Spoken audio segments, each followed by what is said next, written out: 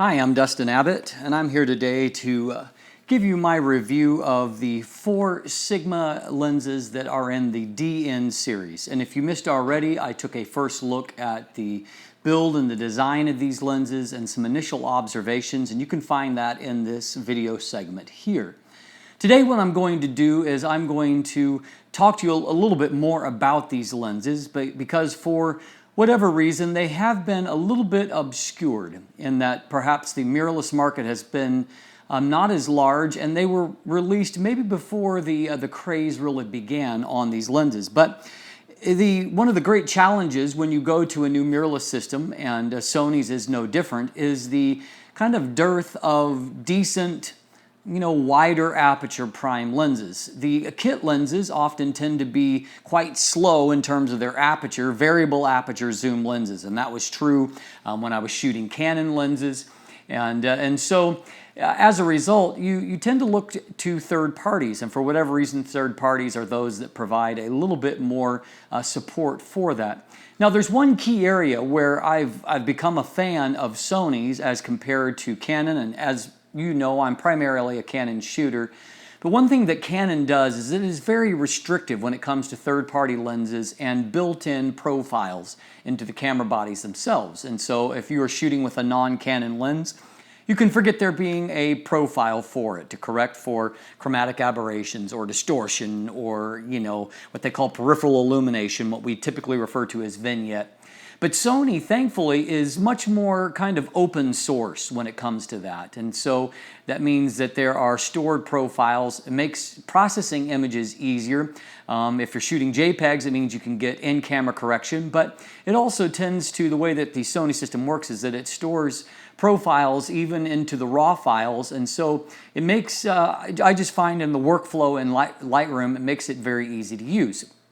It also makes lenses a little bit harder to evaluate because there tends to be a lot of correction that is baked into the system, and so you see kind of more the end result with the electronic trickery that has already been incorporated, less so than the raw results of the lenses themselves. That being said, that's going to be true for basically all the lenses that I'm going to be reviewing on Sony's E-mount systems. And so as a result, at least the playing field is level because Sony does allow third-party profiles as well. So it's not just Sony lenses that are getting corrected. There are some excellent Zeiss-branded Sony lenses when it comes to some of their primes. But those also tend to be on the pricier end of the spectrum. So for those of you that are not looking to break the bank and you don't necessarily need a huge maximum aperture, you have some great options in these very compact little Sigma DN primes. Now the DN primes from Sigma, 3 of them right now are designated in the Art series, and they are a 19mm f2.8, a 30mm f2.8, that's what I've got here, and then there is a 60mm f2.8 as well. And all of the 2.8 lenses are really nice and compact, and obviously some very useful focal lengths. And so the 60mm, for example, as you apply Sony's 1.5 times crop factor, that's a 90mm f2.8. Well, that makes it a very useful, portrait general purpose shooting lens. 30mm is a 45mm equivalent, which I shoot the Tamron 45mm on full frame because it is a great focal length. It's perfectly around the normal range. It's a very useful focal length. Then 19mm roughly corresponds to 28mm. Maybe not quite as wide as what I would like, but a useful focal length nonetheless. There is a 4th current option, and it's the one I've got here. I'm actually filming on one also, and that is the 30mm f1.4. Now, of course, that f1.4 aperture is very attractive, and although this one is priced a little bit more than the other lenses in the series are bargains at right around $200 a piece, brand new retail. It's very hard to find lenses that are nice primes like this. They've got a lot of metal in their construction. They've got autofocus, and of course, I understand that a lot of people were looking for OS built into the actual primes themselves or the lenses themselves, and no, these do not have OS built in.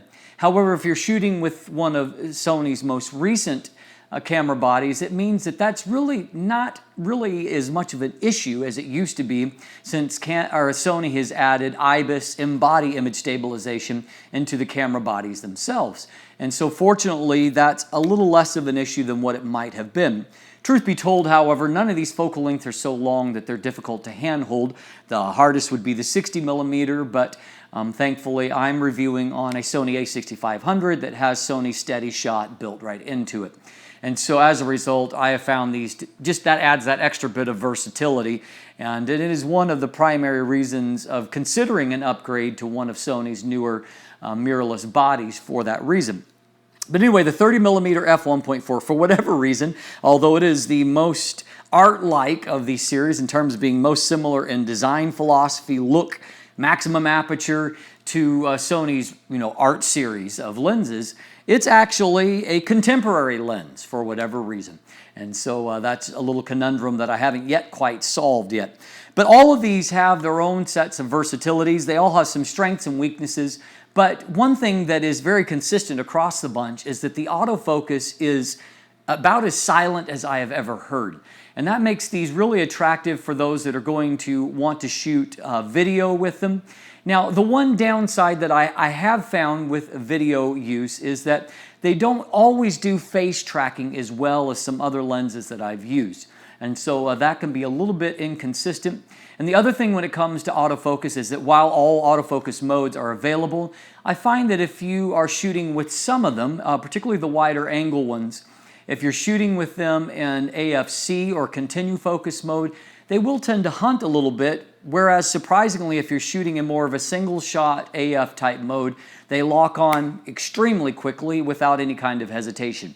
I don't quite know what the reason is for that quirk, but you're going to get your best behavior in modes other than APS-C when you are actually using these lenses in a lot of situations.